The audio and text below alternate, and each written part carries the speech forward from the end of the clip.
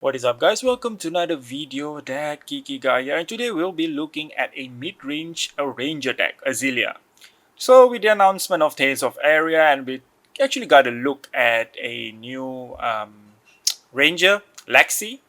So what we're gonna do now is basically take a look at the Ranger. So this Ranger deck is provided by Clement, so special thanks to him.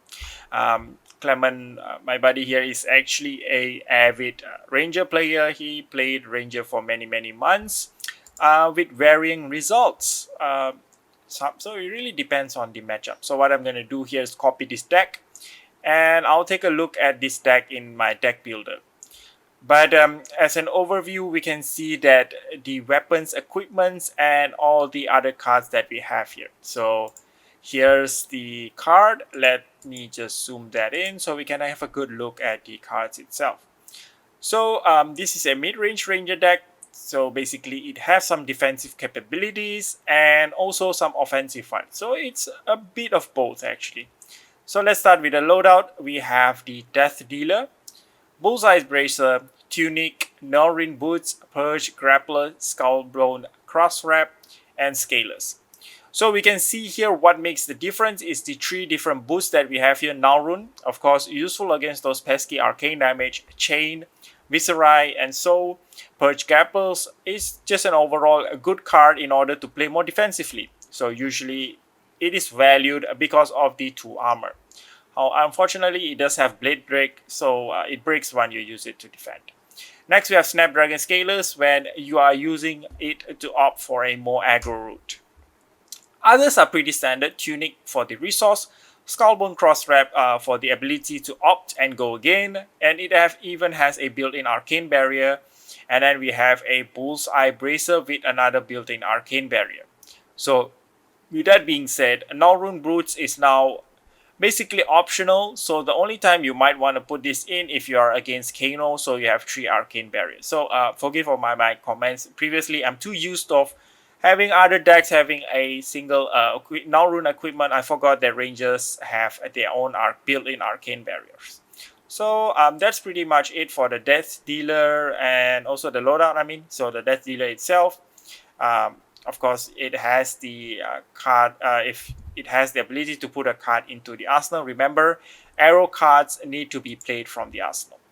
So from there, we can actually go into the main deck build here. So I would like to actually look at the different pitch variation here and the total cards. So we're going to look some of the stats before we go into the cards itself. So we have about 9 blues, 9 yellows, and a bunch of reds. And then we have only 2 cards that cost 2. We have a bunch of cards that cost 1. And then also a huge amount of cards that cost 0.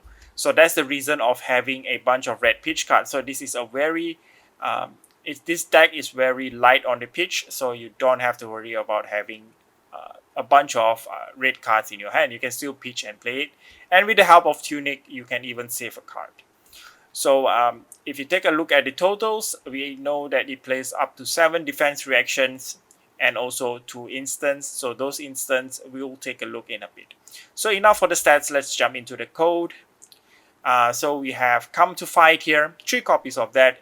This is very useful when used in combination of any of the effect arrows, basically those arrows with hit effect, and also the Azealia's ability to dominate. So +3 is nothing to scoff at. It costs 1 and also it blocks for 3. So Come to Fight is pretty much a good buff card. 2 copies of Command and Conquer. 2 copies because we don't want too much of it in the deck clunking it up. So 2 copies is just nice. Endless Arrows. This is one of Azealia's staple arrows. So Endless Arrow, if it hits, you get to put it into your hand. It's also nice because it costs nothing. So also it blocks for 3, so pretty good. 4 means it forces a defense reaction out of your opponent. 2, Fate Foreseen. Fate Foreseen is another defense reaction that is very suitable to Ranger because of the ability in order to opt. Once you opt, if you found that there's an arrow card on top of your deck, you can choose to either put it there, or maybe it's not an arrow card, you can just put it to the bottom. 3 copies of E-Strikes. So that's pretty basic because we are playing a mid-range Azalea deck, we do want some damage output and the option to go again and go wide if necessary. So we have a hamstring shot. Combining this with Azalea's dominate is pretty good because it does force your opponent to pay 1 extra in order to play their attacks. Next, we have Headshot, 1 red and 3 blues. So Headshot by itself, it only deals 2 damage. If the red ones deal up to 4. But if we were to play face up from the arsenal, which is most of Azalea's arrow attack anyways, so that's the reason having 3 blues here. So 1 red is for then 1 epic headshot. So it may deals up to 6 damage, but the normal one deals 4. If your opponent does choose to block this, they would need a defense reaction. However, the downside of headshot is it doesn't have any hit effect, as most of Azalea's other arrows. So we have Plunder Run, just to force a draw. So if you are going wide for the turn, so Plunder Run basically ensures that you draw a card. So unless your opponent blocks it, of course. So we have Ravenous Rebel. So as you have seen from the stats, this is a red heavy deck. So Ravenous Rebel naturally comes good in the deck. So we have 3 copies of red in the ledger. So this is a Azalea specialization. So this is one of her best arrow card. If it hits, your opponent can't play more than 1 action. So this is, I would say, very good against those aggro decks. They like to go super wide because they just require more than 1 action, especially against Chain. So we have 3 copies of Razer Reflex, pretty much self-explanatory because most of the arrow attack only costs 1, so that's pretty useful. And 3 copies of Remorseless. Once again, this is a counter towards the wide aggro decks because each time they play an action card, they actually lose 1 life. So we have 1 copies of Scar for a Scar. So basically just to value the go again. Reach Rider Shot. Every time we play this card, if it's put into the arsenal face up, we get to opt. Searing Shot, so sorry about the Reach Rider Shot, it basically allows for more setup. Searing Shot just forces your opponent to block, else they'll lose 1 life. Sikkim Shot is just a good card because it costs only 1 and it allows you to go again. And even blocks for 3, so that's pretty nice.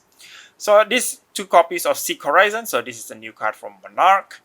So whenever you play Seek Horizon, you basically can choose to put a card on top of the deck, and if you do, we get to go again. So Seek Horizon is good in the fact that it allows you to put an arrow card to the top of the deck, and then you can trigger Opt in order to give Dominate to the arrow. Next, we have 5 copies of Sleep Dart. So Sleep Dart is pretty useful against those heroes that rely heavily on their ability. So heroes such as Katsu, which triggers his ability in order to banish a card. Heroes such as Bravo triggers his ability to dominate, and then Chain, Soul Shackle, and so on. Next, we have 3 copies of Take Aim. So this is another one of those buff cards. So this actually functions similarly to Come to Fight, but in addition to that, it actually allows you to reload.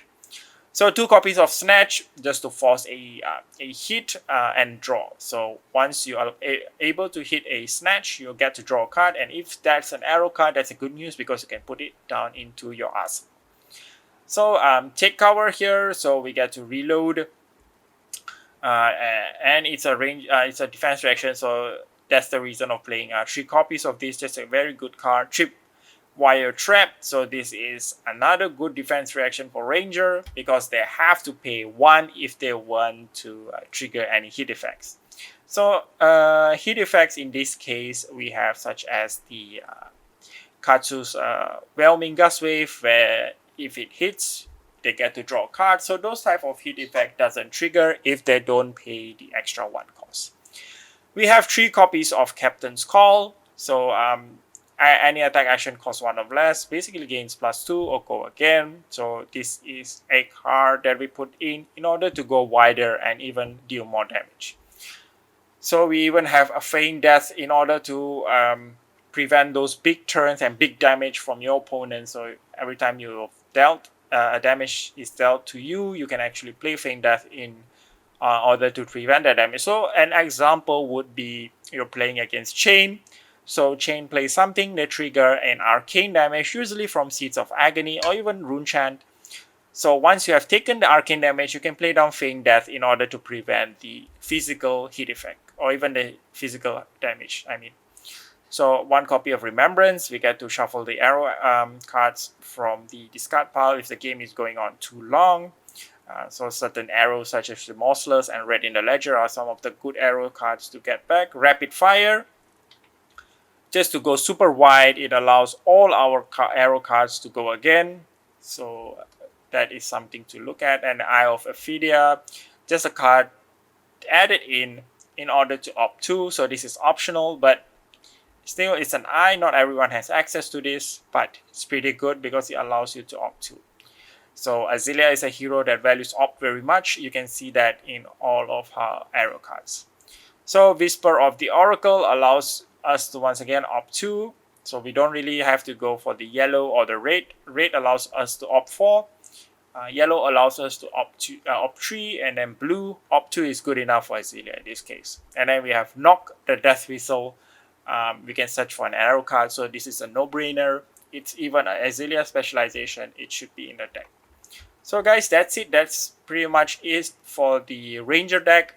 So this deck build was once again provided by Clement. Thank you very much to him. So guys, any comments, question at all, just post down in the comment section below. I'll take a look, do like, share, and subscribe. See you guys in the next one.